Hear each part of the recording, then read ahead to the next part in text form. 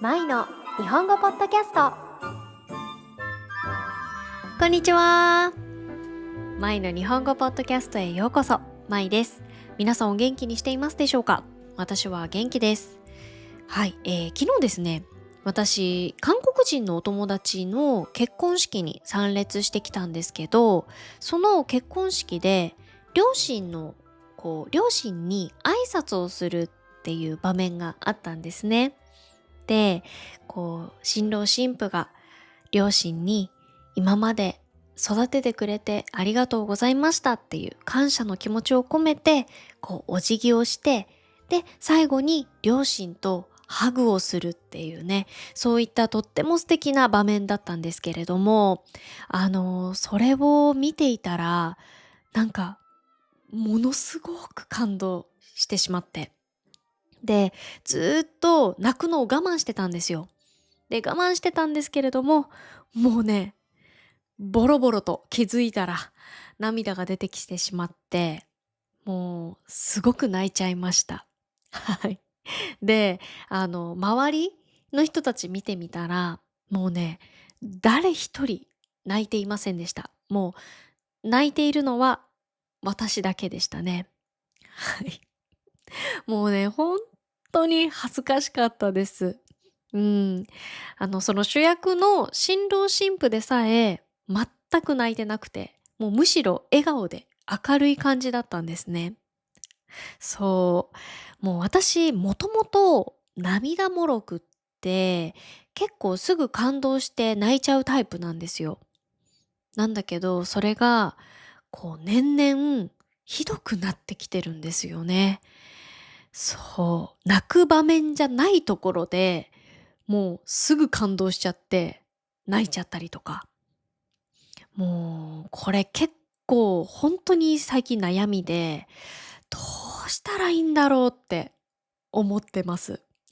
はい。昨日はね、そんな出来事があったんですけれども、本当に結婚式とっても素敵で、本当に私まで幸せな気持ちになりました。うん、温かい結婚式でした。はい。では、今日のエピソード始めていきましょうかね。今日のテーマはですね、日本の飲み会についてお話をしていこうと思います。はい。皆さんの国では12月は、会社の飲み会だったりとか、あとは友達との飲み会は多いですかね。うん。日本は12月と1月が特に飲み会が多くなります。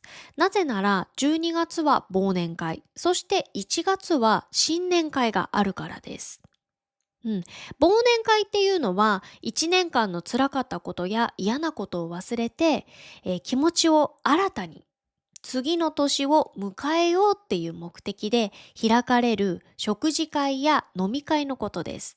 そして新年会は新しい年が始まったことをお祝いするために開かれる食事会や飲み会のことを言います。皆さんは日本の飲み会に対してどんなイメージがありますか？今日はですね、飲み会でのマナーや、あとは日本の飲み会あるあるなど、いろいろご紹介していきたいと思いますので、ぜひ最後まで聞いていただけると嬉しいです。はい、まず最初に飲み会は、皆さんもご存知の通り、ただお酒を飲むための場というよりかは、人間関係を円滑にするための場だと日本でも考えられています。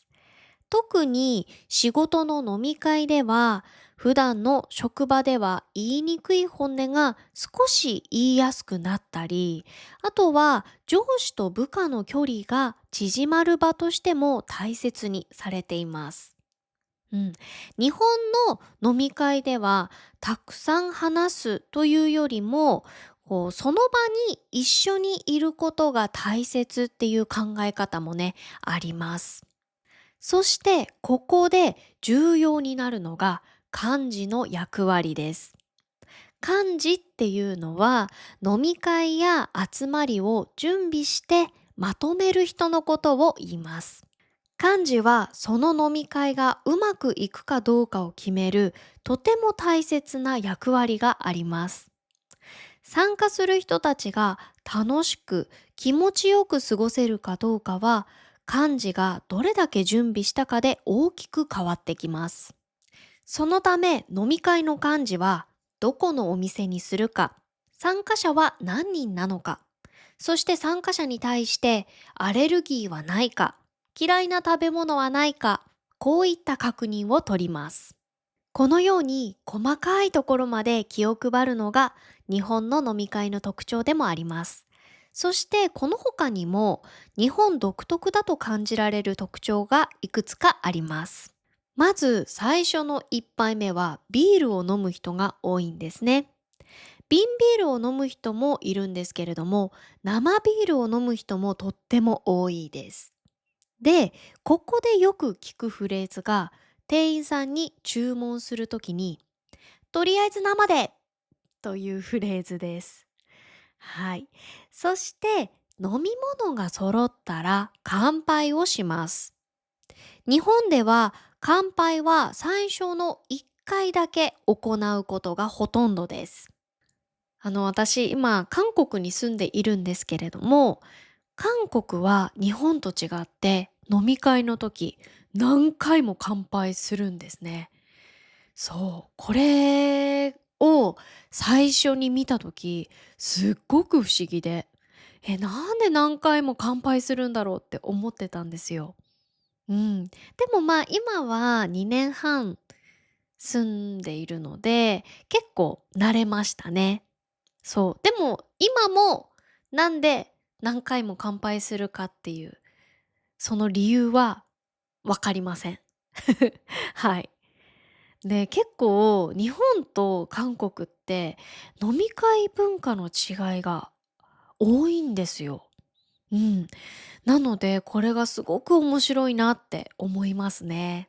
それから日本の飲み会では一次会が終わった後にそのまま二次会に行くっていう流れになることも多いです。一次会っていうのは一番最初の飲み会のことです。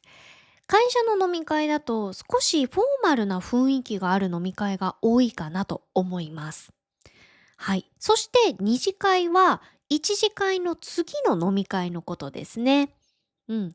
で、結構お酒も飲んで、いい感じに酔っ払ってくるので、リラックスした雰囲気になって、カラオケに行ったりすることもね、よくあります。で、一次会が終わって、よし、二次会行くぞって流れになった時に、ふわもう帰りたいって思ったとしても、その飲み会によっては、ちょっと帰りにくい空気を感じることもあります。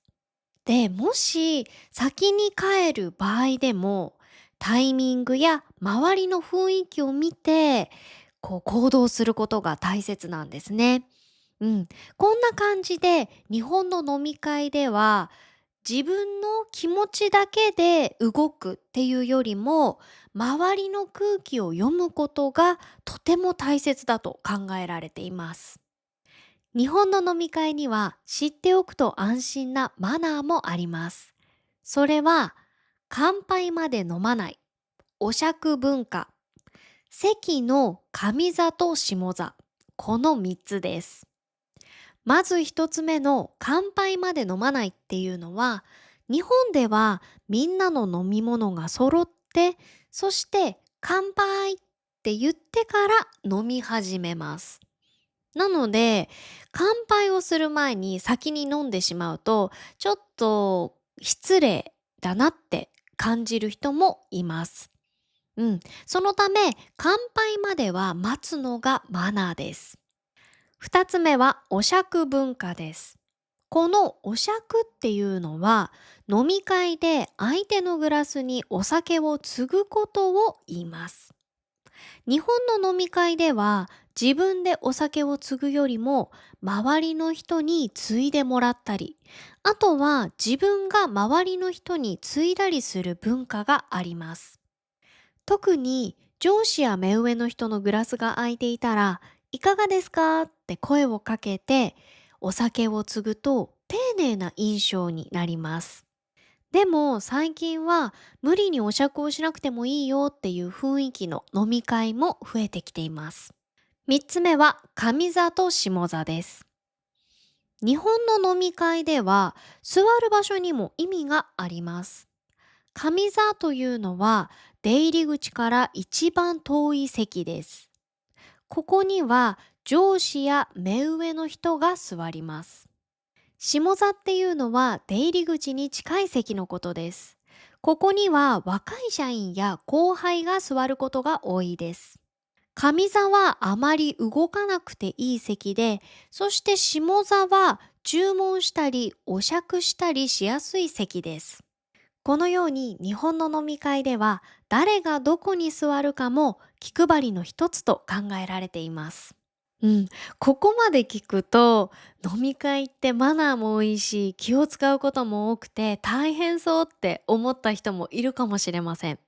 でも実は飲み会って面白い場面も結構あって、日本の飲み会ならではのあるあるもたくさんあります。まず一つ目が、自分が頼んだお酒が来ないと思いきや他の人が飲んでいる。はい。これも結構あるあるじゃないかなと思うんですけれども、私はお酒を飲まないので、私自身経験はないんですけれども、実際に何度か、他の人がお酒飲まれちゃったっていうのをね、見たことがあります。うん。で、私の隣に座っていた人が、あれ、さっき頼んだお酒全然来ないって言って。で、店員さんに、すいません、さっき頼んだお酒が来ないんですけどって言ったら、店員さんが、え、先ほどお出ししましたがって言ってね。で、来てないよねって言ってこうやってちょっと周り見ると、少し離れた席に座ってる同僚が、もう飲んでるっていうこういう感じですね。そう。で、間違えて飲んじゃってる本人も、もう気づいてないんですよ。もう結構お酒が入って酔っ払ってきちゃってるから、自分が頼んだお酒なのか、それとも、他の人が頼んだお酒なのかっていうのがね、わかんなくなっちゃって、もう飲んじゃうみたいな。はい。こういったことも結構ありますね。二つ目は、レモン絞っていいですか？はい、これはですね、唐揚げを注文すると、レモンがついてくることが多いんですね。で、そのレモンを絞っていいかどうかの確認で使う言葉です。はい。で、本当にもう唐揚げを注文したら、このフレーズはよく聞くフレーズかなと思うんですけれども、でもたまに確認をしないで勝手にレモンを絞る人もいるんですよ。で、これに対して結構賛否両論ありますね。はい。この賛否両論っていうのは、賛成意見と反対意見で、意見が2つに分かれることを言います。うん。はい。で、私は、唐揚げにレモンを絞るのが結構好きなので、別に勝手に絞られても、あんま何も思わないタイプなんですけれども、でも中にはレモンを絞りたくないっていう人もいるんですよね。だからそういった人からすると、なんで勝手にレモン絞るのみたいなね。こういうちょっと、思われちゃったりしますね。三つ目は、トイレの帰りに席や部屋がわからなくなる。はい。これも結構あるあるなんじゃないかなと思うんですけれども、やっぱりお酒飲んで、いい感じに酔っ払ってきちゃうので、もうわからなくなっちゃうんですよね、トイレからの帰り道が。で、あの、この飲み会の場所によっては、個室っていうお店とかもあるので、あとは二次会でカラオケに行ったりすると、もう自分がどこの部屋で飲んでたかっていうのが分かんなくなっちゃうんですよね。だからもう、あれあれ、どっちだっけどっちだっけって言って、こうやってうろうろして、で、最終的に全然知らない人の全然違う部屋に入っちゃうみたいな。はい、そんなこともね、ありますね。4つ目は、会計後に、あれ、私お金払ったっけって言ってくる人がいる。はい。あの、これはですね、本当にあります。うん。で、私はお酒をいつも飲み会とか行っても飲まないので、ずっと冷静なわけじゃないですか。で、記憶も鮮明なので、もうね、これを言ってくる人って本当にもう言われたこと何回もあります。はい。ね、もうちゃんとお金払ったのに、お財布からお金を出して、ちゃんと払ったのに、それをすぐ忘れちゃうんですよね。だから、「あ、ごめんごめん、私お金払ってないよね。払う。いくら？」とか聞いてくるんですよ。だから、「いやいやいやいや、もう払ったから、ちゃんと払ったよ。大丈夫」って言って、もうこのやり取りもね、もう何回もしましたね。